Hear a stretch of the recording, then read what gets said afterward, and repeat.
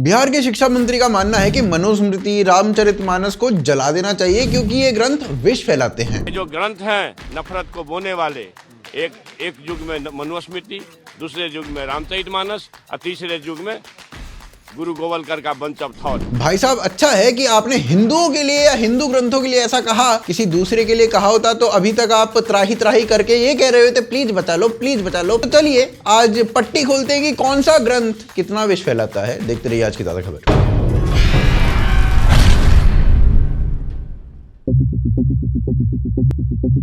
तो जी, बिहार के शिक्षा मंत्री चंद्रशेखर इन भाई साहब का मानना है कि कई हिंदू ग्रंथ को जला देना चाहिए और उसका कारण भी बताते हैं कि इसमें ये लिखा है, उसमें वो लिखा है, इसलिए जला देना चाहिए। अधम जात में विद्या पाए, भयहु जथा ही दूध पिलाए।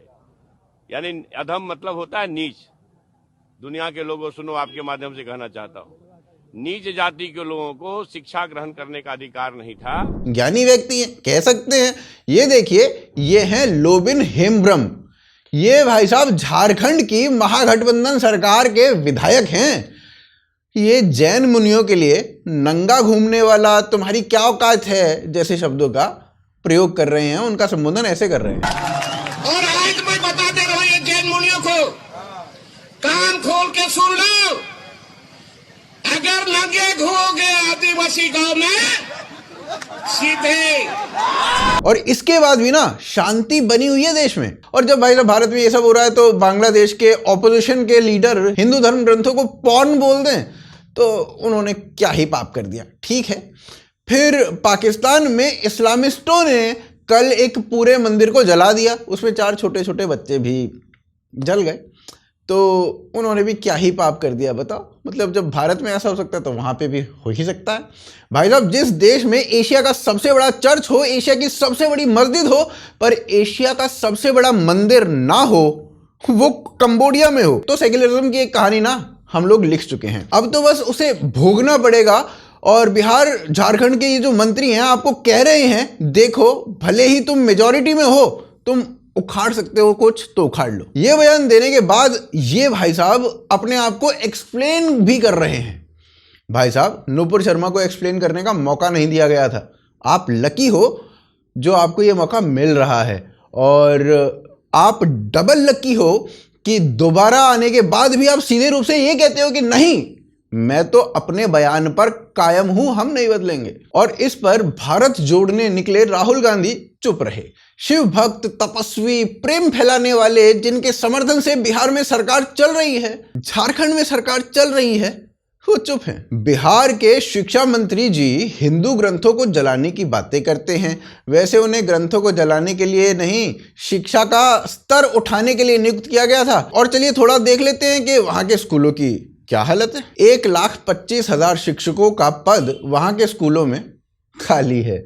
अब भाई इन्हें हिंदू धर्म ग्रंथ जलाने से फुर्सत मिले तो ये शिक्षकों की भर्ती करें। 5,418 स्कूलों के पास भूमि ही नहीं है। अब भूमि नहीं थी तो उनमें से 1,885 स्कूल बंद हो गए। बिहार में 1 करोड़ बच्चे हैं जो 5 से 15 वर्ष की आयु के हैं, परंतु स्कूल नहीं जाते हैं।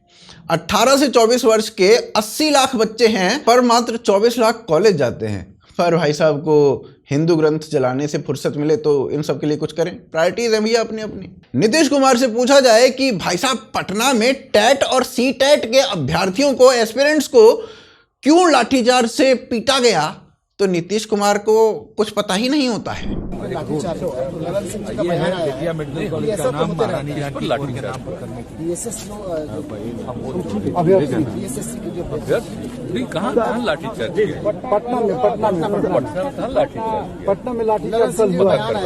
फिर नीतीश कुमार से पूछा जाए कि भैया बक्सर में शांतिपूर्ण प्रदर्शन कर रहे किसानों को क्यों कूट दिया गया, तो नीतीश कुमार को वो भी नहीं पता होता है।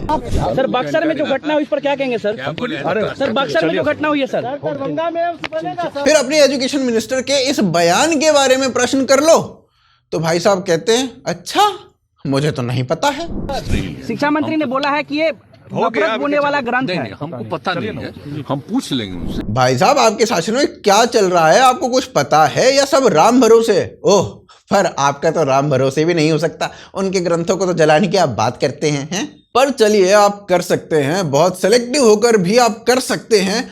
कोई आपकी गर्दन नहीं उड़ाएगा और आपको इसका डर भी नहीं होगा। और रही बात नफरत या विष फैलाने की, तो चलिए आपको अगले अध्याय में लेकर चलते हैं और आपको दिखाते हैं कि विष क्या होता है। तो सबसे पहले इस बात पर क्लैरिटी आ जाए कि रामचरितमानस में क्या लिखा गया है। अगर हम मानस की बात करें तो उसका एक दोहा जो सबसे अधिक विवादों में घिरा रहता है और अक्सर ही उसके बारे में बात होती है, तो वो है ढोल गवार शूद्र पशु नारी सकल ताड़ना के अधिकारी। मंत्री जी ने भी यही कहा। पर चलिए अब मानस खोलते हैं और उसका अनुवाद देखते हैं। मानस तो इसका अनुवाद ये बता रही है कि ढोल गवार शूद्र पशु नारी सभी को शिक्षा का अधिकार है। आप या आपके जैसे लोग कह रहे हैं कि मानस कह रही है कि सबको पीटो, कि ढोल गवार शूद्र पशु नारी सब है ताड़न के अधिकारी।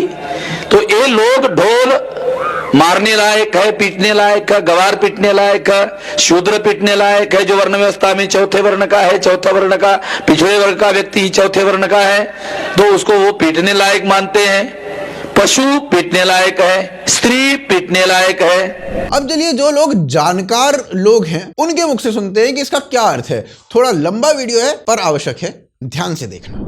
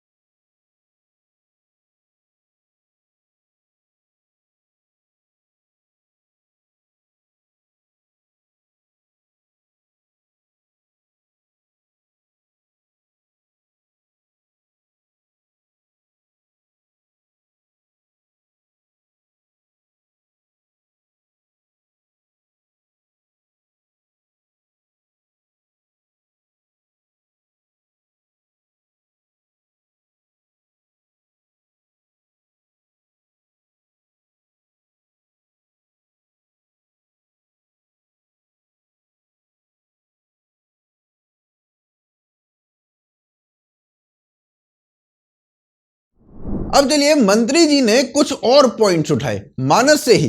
तो चित्रा मैडम ने ना रामचरितमानस उठाई और उन बिंदुओं को पढ़ा। तो देखिए पढ़ने में क्या आया। वो गोस्वामी जी ने लिखा है ढोल गवार शूद्र पशु नारी सकल ताड़ना के अधिकारी। अब ताड़ना शब्द चारों में एक जैसा नहीं लगेगा, शब्द एक ही है ताड़ना, लेकिन ताड़ना के अर्थ अलग अलग हैं। जैसे कनक है, एक ही शब्द है, कनक को सोना भी कहते हैं और कनक को धतूरा भी कहते हैं। कनक को धतूरा भी कहते हैं। एक कनक है जिसके खाने से बावरा हो जाएगा और एक कनक है जिसके पाने से बावरा हो जाएगा। कनक शब्द एक ही है लेकिन दोनों का अर्थ अलग अलग हो गया। ऐसे ही ढोल में ताड़न का तात्पर्य है उसको पीटना, लेकिन वो शास्त्रीय संगीत के आधार पर उसको ताल देना। ताल देने से ही वो राग प्रकट करता है, आनंद की उमगन करता है, ना कि प्रार्थना करने से। समझ रहे? अच्छा, गंवार, गंवार कहते हैं विवेकहीन पुरुष को। विवेकहीन पुरुष को कोई कार्य दे दो और उस पर दृष्टि न रखो तो कार्य नष्ट हो जाएगा। वहां ताड़ने का तात्पर्य उसको पीटना नहीं है, उस अविवेकी गंवार पर दृष्टि रखो। और शूद्र, शूद्र का तात्पर्य होता है शुद्ध। वैसे जो वर्ण व्यवस्था में शूद्र का प्रादुर्भाव सबसे श्रेष्ठ जगह से प्रादुर्भाव है। वर्णन आता है ब्राह्मणोश मुखमाशीत बाहु राजन्यः कृतः उरुददस जत वैश्या पदभ्याग्र्यं शूद्रो जायत।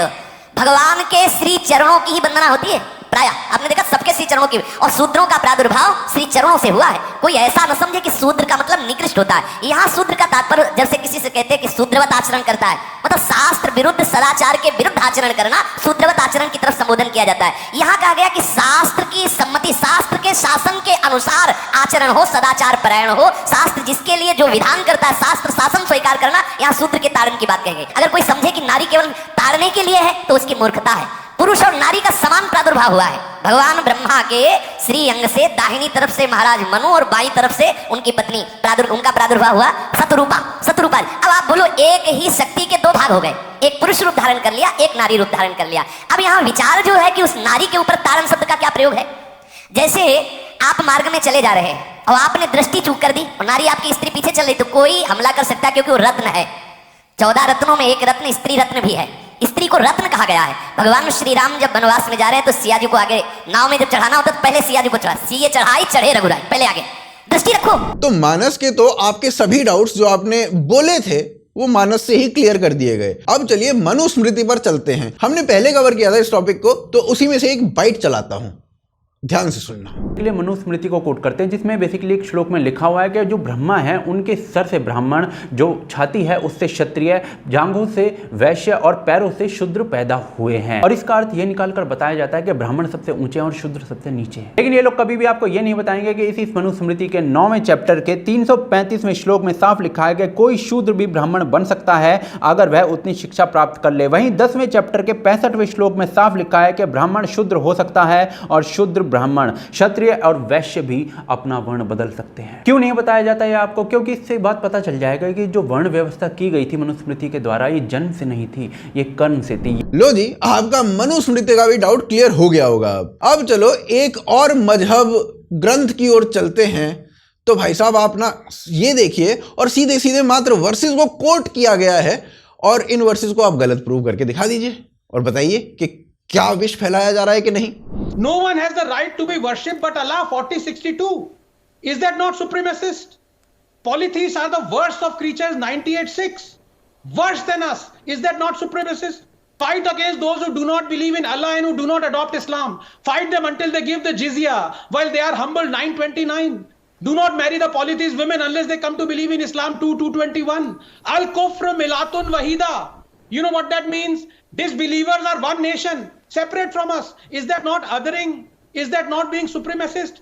Do not forget that disbelievers as allies of one another, 873. Do not make disbelievers guardians, 551. Do not take disbelievers as friends unless they convert, and kill them if they refuse, 489.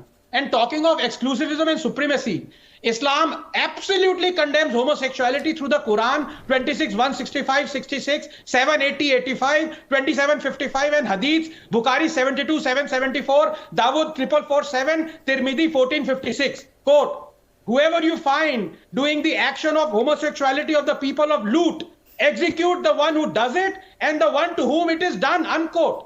And Jews, what can I say? Jews have been called the worst of creatures, 98:6, 855, condemned to hellfire, 455, 98:6, called apes, 265, 7, 166, led by Satan, 460, eternally cursed, 447, transformed into apes and pigs and slaves of Taghut, 560. अब चलिए दूसरे ग्रंथ की बात करते हैं। कुछ studies कहती हैं कि बाइबल कुरान से अधिक वायलेंट है। न्यूयॉर्क में एक एक्सपेरिमेंट किया गया, बाइबल को खोलने का मुद्दा है ये लोग या ऐसे कॉमेडियंस जो बस हिंदुओं पर बोलते हैं, हिंदू ग्रंथों पर बोल सकते हैं, क्योंकि ये सेकुलरिज्म है और हम और आप सहिष्णु। आशान्वित हूं कि आपको वीडियो अच्छी लगी होगी। हमें आप सपोर्ट करना चाहते हैं तो यूपीआई और पेट्रियन के माध्यम से कर सकते हैं। आप देख रहे थे आज की ताज़ा खबर। जय हिंद, जय भारत।